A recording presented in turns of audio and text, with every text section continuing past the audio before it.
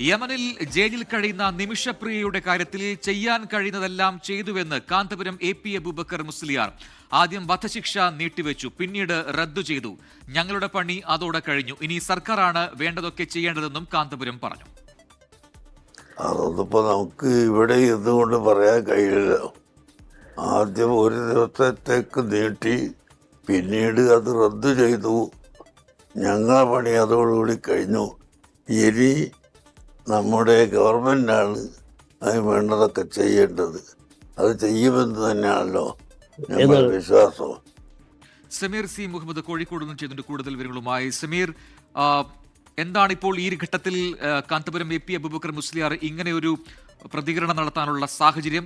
ഇപ്പോൾ കൃത്യമായി പറയുന്നു, ചെയ്യാൻ കഴിയുന്നതെല്ലാം ചെയ്തിട്ടുണ്ട്, അതിന് പരമാവധിയായി ഇനി ചെയ്യേണ്ടതെല്ലാം സർക്കാരാണ് എന്ന് പറയുന്നു. അതിന്റെ പശ്ചാത്തലം, സാഹചര്യം എന്താണ്? യമൻ പൗരൻ തലാൽ മഹദി കൊല്ലപ്പെട്ട സംഭവവുമായി ബന്ധപ്പെട്ടാണ് പാലക്കാട് സ്വദേശിയായിട്ടുള്ള നിമിഷപ്രിയയെ വധശിക്ഷയ്ക്ക് വിധിച്ചിരുന്നത്. അതുമായി ബന്ധപ്പെട്ടാണ് യമനിലെ മതപണ്ഡിതരുമായി കാന്തപുരം അബൂബക്കർ മുസ്ലിയാർ ഇടപെടുകയും അതുമായി ബന്ധപ്പെട്ട് തുടർച്ചയായ ചർച്ചകൾ നടത്തുകയും ചെയ്തത്. അതിനൊടുവിൽ ആ കുടുംബത്തെയും അതുപോലെ തന്നെ അതിന്റെ നിയമ സംവിധാനത്തെയും ഒക്കെ തന്നെ കാര്യങ്ങൾ ബോധിപ്പിക്കാനും പിന്നീട് ആ വധശിക്ഷ നീട്ടിവെക്കാനും കഴിഞ്ഞു. അതിന് പിറകെയാണ് പിന്നീട് അത് റദ്ദ് ചെയ്തുകൊണ്ടുള്ള അറിയിപ്പ് കൂടി ലഭ്യമായത്. എന്നാൽ ഇതുമായി ബന്ധപ്പെട്ട് കേന്ദ്ര സർക്കാരിന്റെ ഭാഗത്തുനിന്ന് ഔദ്യോഗികമായിട്ടുള്ള അറിയിപ്പുകളൊന്നും വന്നിട്ടില്ല.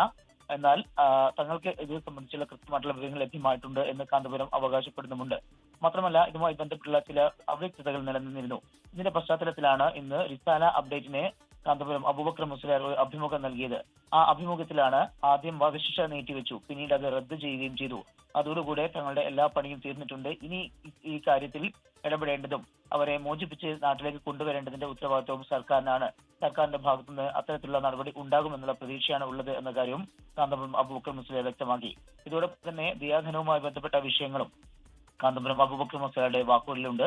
അങ്ങനെ ദിയാധനം സ്വീകരിച്ചുകൊണ്ട് ആ കുടുംബം പൂർണ്ണമായും അതിന്റെ മോചനവുമായി ബന്ധപ്പെട്ട കാര്യങ്ങൾക്ക് കടക്കുകയാണ് എങ്കിൽ ആ ദിയാധനം ശേഖരിക്കുന്നതിനും അതുമായി ബന്ധപ്പെട്ടുള്ള കാര്യങ്ങളുമായിട്ട് മുന്നോട്ട് പോകുന്നതിനും തങ്ങൾ ഒരുക്കമാണ്. അതിന് എല്ലാവരുടെയും പിന്തുണ ഉണ്ടാകണം എന്ന കാര്യം കൂടി കാന്തപുരം അബൂബക്കർ മുസ്ലിയാർ പറയുന്നുണ്ട്. സമീർ C. മുഹമ്മദാണ് വിശദാംശങ്ങൾ നൽകിയത് കോഴിക്കോട് നിന്നും.